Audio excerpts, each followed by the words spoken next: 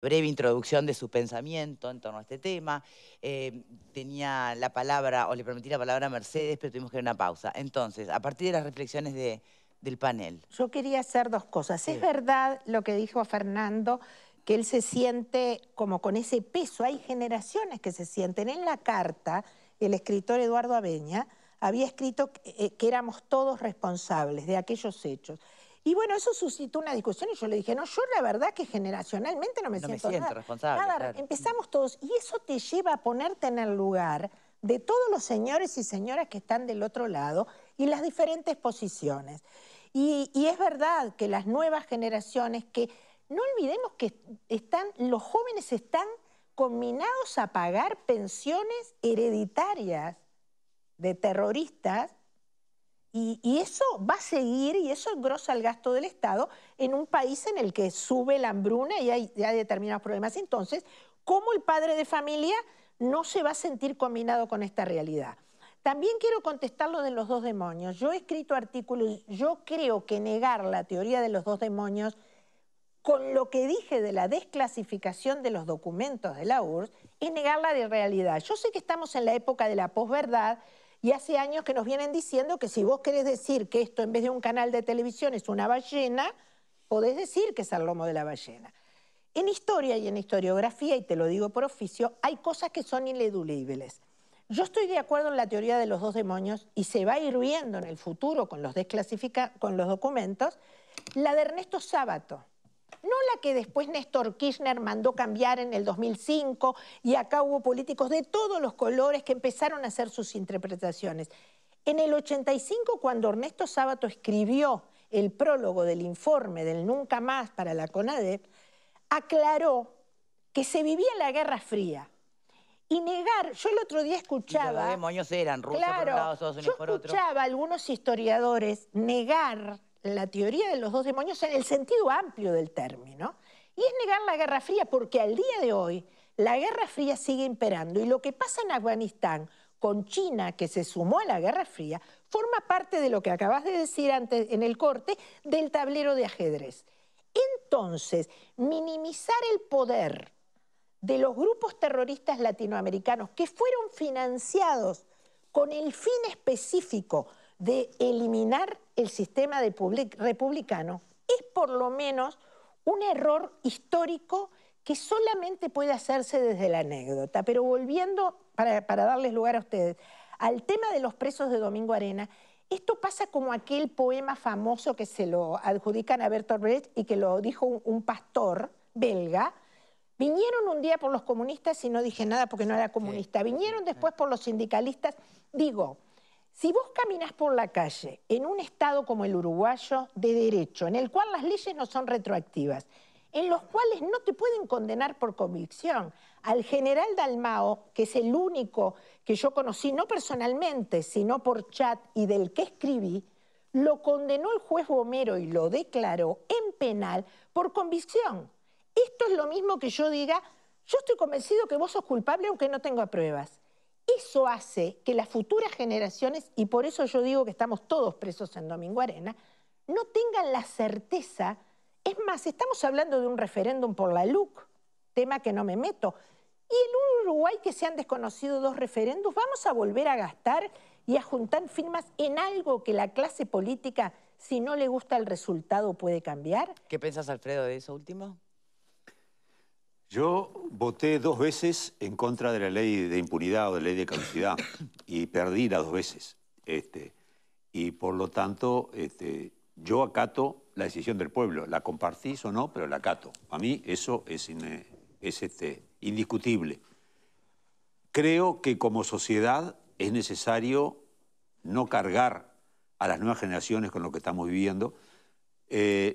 Hay seguramente algunos que están presos en Domingo Arena son esos miliquitos que decís, pero en Domingo Arena hubo y hay algunos que eran bestias asesinas que torturaban.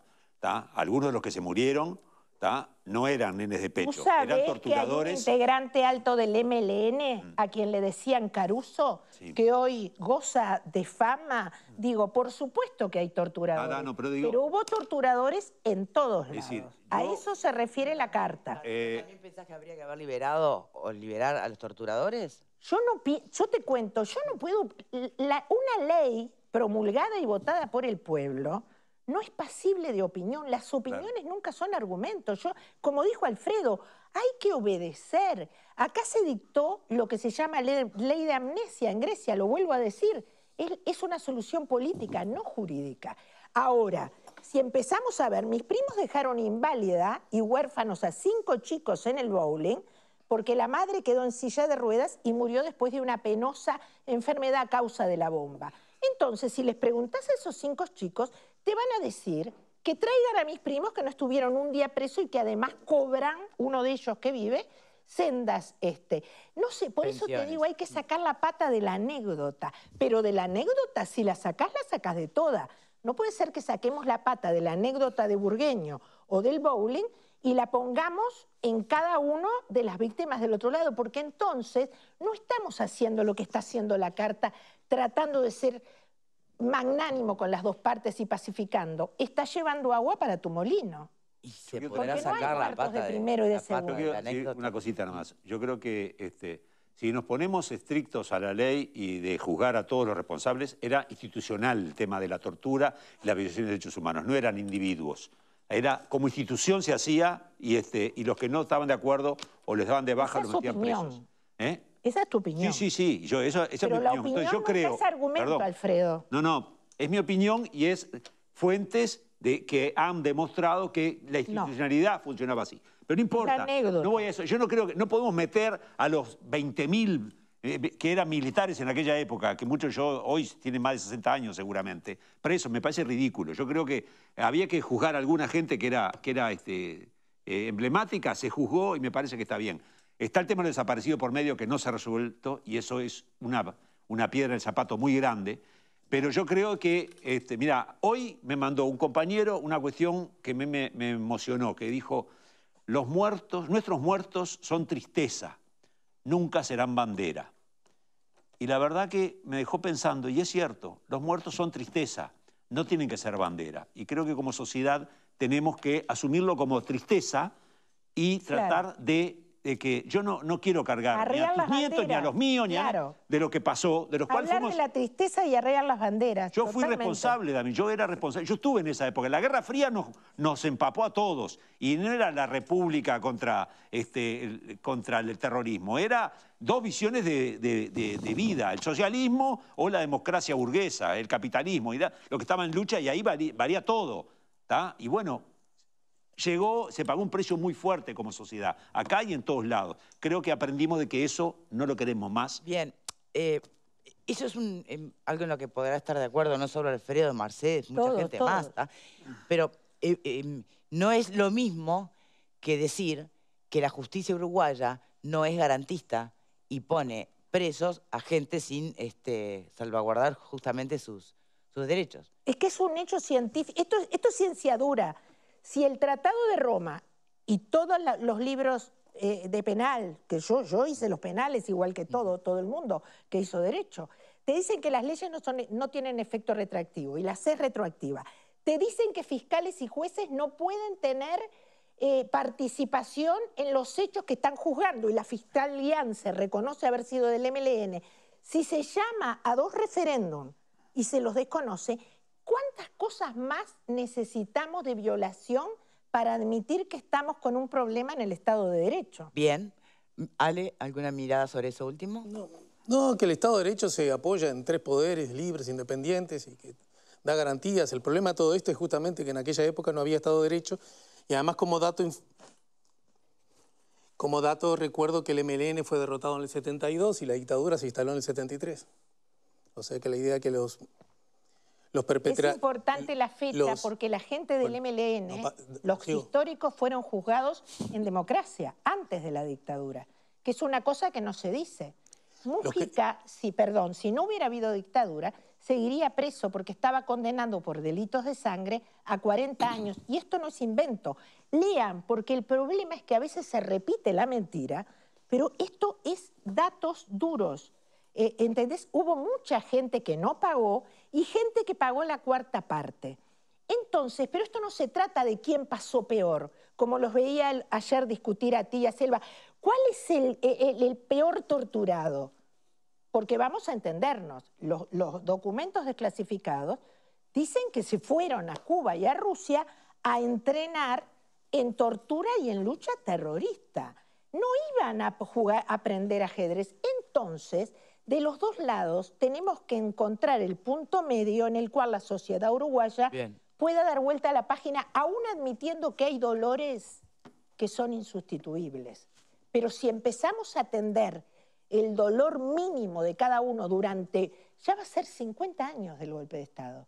Fíjate vos una cosa que muchos de ustedes no estaban y otros estábamos jugando a la rayuela. Y vieron que digo rayuela y no muñecas para que no me critiquen las organizaciones feministas. No, y no te metas ahí, que es otro capítulo, que ya sabemos que también tenés tu batalla. Pero no me las mezcles porque no nos da el tiempo, por favor, Mercedes. Se trata porque estamos hablando de la vida de gente. Los que están en la cárcel son seres humanos.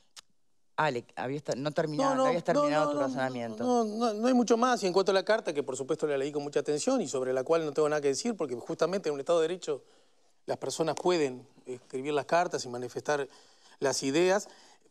No entiendo que de la perspectiva republicana pueda ser el presidente quien decida qué personas están o no están en prisión. Para eso está el Poder Judicial, nada más. Marguerite.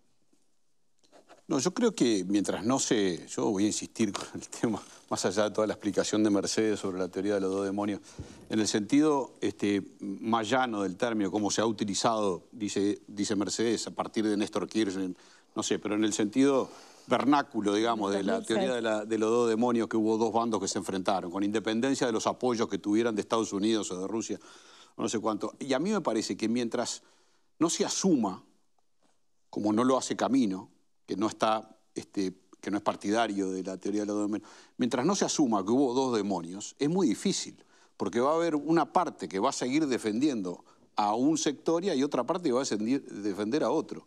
Yo creo que si no somos conscientes de que los dos grupos se equivocaron y mucho, primero estamos condenados a repetirlo, porque alguien se puede sentir con una superioridad moral de decir, no, nosotros estuvimos bien, entonces lo podemos volver a hacer.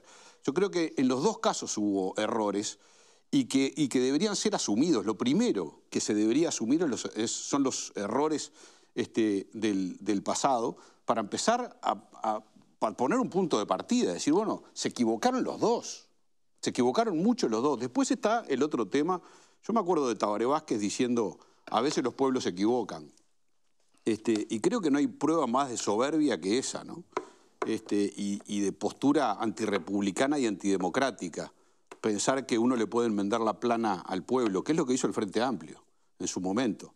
Si el Frente Amplio no hubiera hecho eso, hoy los militares no estarían en Domingo Arena y no tendríamos que estar pensando en liberarlos. Y no debería hacerse, independientemente de que uno esté de acuerdo o no esté de acuerdo, porque la ley lo consagró así, porque el legislativo, porque la democracia, porque los poderes a los que hacía alusión Alejandro lo consagraron así. Una minoría circunstancial, como fue la minoría del Frente Amplio que votó la anulación o la anulación de la ley de caducidad, se arrogó la responsabilidad de decidir por 3.400.000 uruguayos que habían votado en dos referéndum, en dos plebiscitos con diferencia de 20 años además. No hay ni siquiera un tema generacional que acompañe. Hay en uno que votaron determinado grupo de gente y en otro votó otra gente y volvió a ratificar. O sea, yo creo que esto, si fuera por justicia, con independencia de la posición que tenga cada uno, y amparándome y basándome en lo que acaba de decir Alfredo, esto debería dar marcha atrás. Deberíamos derogar lo que votó el Frente Amplio con su mayoría en el Deberíamos 2000... considerar el primer referéndum porque todo lo demás... ¿El primero o el segundo? Porque podés llamar al pueblo... ¿Dejarían de ser... prescribirían entonces? Te cuento que todos citan el Tratado de Roma, Y el Tratado de Roma, entre las cosas que dice, es que las leyes penales no existe retroactividad, con lo cual el mismo tratado en el que se basa para condenarlos de lesa humanidad está diciendo que no son retroactivas. Y otra cosa que dice, hay 3 cosas, pero hay otra que es fundamental, que dice que fiscales y jueces deberán abstenerse de intervenir en casos en los que tengan algún interés. Estos 2 principios fueron absolutamente ignorados. Y lo peor es que tú no podés agarrar un tratado y decir, bueno, me gustan 2 esta disposiciones parte y esta no, 4 claro. no. Y tampoco podés llamar a 2 referéndums, y vuelvo a decir que estamos en las puertas de otro, y después si no te gusta el resultado, el cuerpo político, porque hay que entender, y ustedes vieron que yo soy bastante crítica con el sistema político en general. ¿Te representa algún partido? ¿Te sentís representada por algún partido político? Yo me siento conservadora en lo cultural y liberal en lo política. Hoy no encuentro, hoy no me encuentro representada. Bien. Pero bueno, pero lo que quiero terminar de decir es que nosotros tenemos que tener claro que si llamamos a 2 referéndums, la clase política, su única función es cumplir lo que le mandata la ciudadanía. Y si cuando 2 veces la ciudadanía se pronuncia y la clase política busca un artilugio porque no le gusta el resultado, es un golpe de Estado técnico. Mercedes Vigil, gracias por habernos acompañado en el día de hoy. Obviamente sí fue otra mirada o una mirada bastante más abarcadora la que planteás sobre el tema que habíamos empezado a debatir ayer. Muchísimas gracias. Nosotros creemos, perdón, que como son seres humanos y como el tema de las libertades es muy importante, hay que sacarlo del plano personal y de la anécdota y ir a los principios más generales del Estado de Derecho. Gracias por haberme permitido plantearlo. Por favor. Y gracias también a quienes te han acompañado.